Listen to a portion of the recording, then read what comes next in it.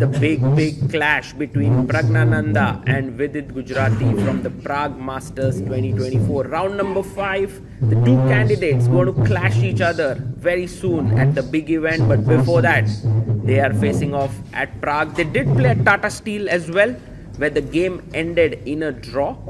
Praggn and Vidit both known to take their time for the first move, but this time Praggn goes c4, the English opening. Now it's an interesting choice by Praggn because he does go for e4 and d4. English is also played by him, but not that often. Vidit responds back with e5, and now knight comes out to c3. Their last encounter at Vaikanzi ended in a draw.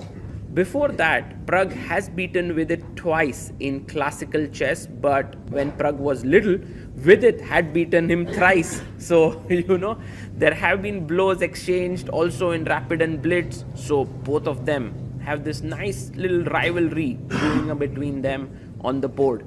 4 knights of the English.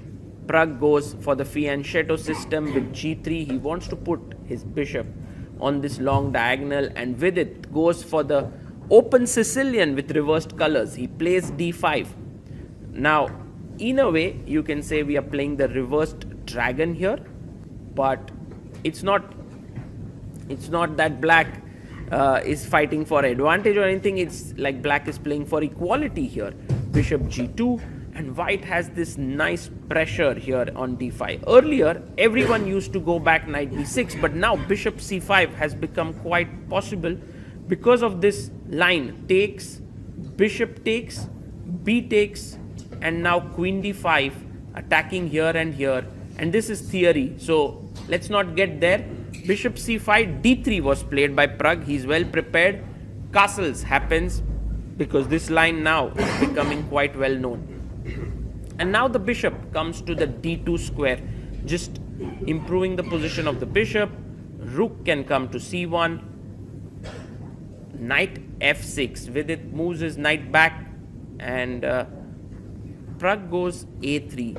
His plan is to push b4, b5, and maybe Vidit can play a5 to stop it, but no, he goes h6. He stops the pawn from coming forward.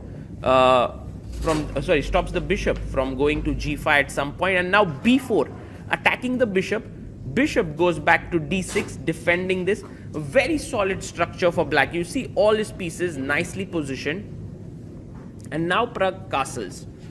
So Praggn has slightly more space on the queen side. Later he may want to go for b5, but Vidit stops it with a6. You can see Vidit's strategy here is to play solid chess. But what a move by Praggn. Bishop c1, and with 1 hour 23 minutes on the clock means he's still in some kind of prep. He wants to put his bishop on b2 on the long diagonal, which is why he's even ready to waste tempo. He said that Vidit, you've put your bishop on d6, which is not the ideal square for your bishop, and I'm ready to make 2 moves for that. Queen d7. Vidit is now playing very solidly. He's playing in the center. He wants to get both his rooks here. He wants to play bishop h3. Now the knight jumps to a4. So one of the ideas here is rook c1, put your knight here, force him to trade, and then get the bishop pair. Vidit goes bishop h3, and this is very logical chess because he wants to trade off the bishop, rook c1, and this is an important bishop that white has. If you trade it off, even the king can get slightly weakened on the king side. Rook d8 played right in the center. Vidit brings his rooks very nicely, and now Praggn plays his queen to c2. One of the things that happens is that when the bishops are traded, by the way, Vidit doesn't take, he plays rook e8, is that after king g2, you can put your pawn on the e4 square. That's an important thing. And rook d1 played. You can see he's removed his rook, so he wants to maybe drop his bishop back now so that the rook is not hanging. So Vidit quickly captures the bishop on g2. And now king g2 played, and here black may want to go for e4, but it's not such a good idea because right now after knight e4 there is this move knight c5, and there's big trouble on this d file. So that's the reason why he goes queen e6 and e4 played here. Rook d7 played. Now e4, as we mentioned, does weaken the d4 square, but it's very well guarded, and it's a nice move. Queen c4 played here by Praggn, because if you take, I take and push c5, and the rook is in bit of a trouble there, and also the e5 pawn. So Vidit drops his queen back, and now some point you have to be worrying about the b5 move. So Praggn just drops his queen back to b3. Also knight c5 becomes a possibility, but Vidit says, not so easy, my friend. Your d3 pawn is going to be weak, so you have to be careful. Praggn plays rook e1, because now the rook is well placed here, and d4 could become an idea. Vidit playing very calmly, he plays queen e8. Maybe he can drop his bishop back to f8 and h3. What a nice move, because if you play bishop back, then boom, there is an exchange sack coming up, and then this pawn hanging. But Vidit finds a great idea. He wants his knight to be rerouted this way. Knight comes back to c3. It's such a maneuvering game between these two candidates. Knight g5 played, and now great chess by both of them. Knight takes g5, and Vidit will take back with the pawn here. H takes g5. No, he plays an intermezzo. He attacks the queen here. So now the queen has to save itself, goes back queen d1, and now he's going to take back the knight on g5. Yes, he takes it. So Praggn does have the d5 square and queen g4 ideas, but Vidit has this beautiful central square for his knight. Praggn jumps with the knight to d5. Now, if you kick the knight away, the knight will jump to b6. Also, bishop takes knight was a threat, so he goes back.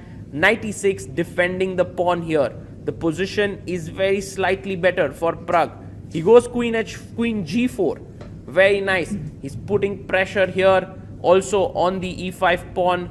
Vidit now plays bishop f8. An important move, because if you take this pawn, then after c6, the d3 pawn is hanging. And so h4 played here. Very classy move.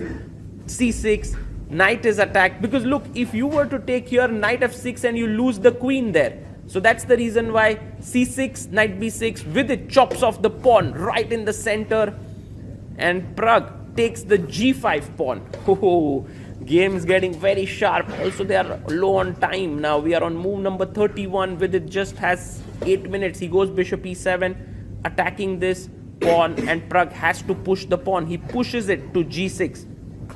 And now bishop can come to g5. Good move once again, putting pressure on the c1 rook. I think Praggn has to take the pawn on f7, and he does it. G takes f7 on the board. Queen takes f7 played.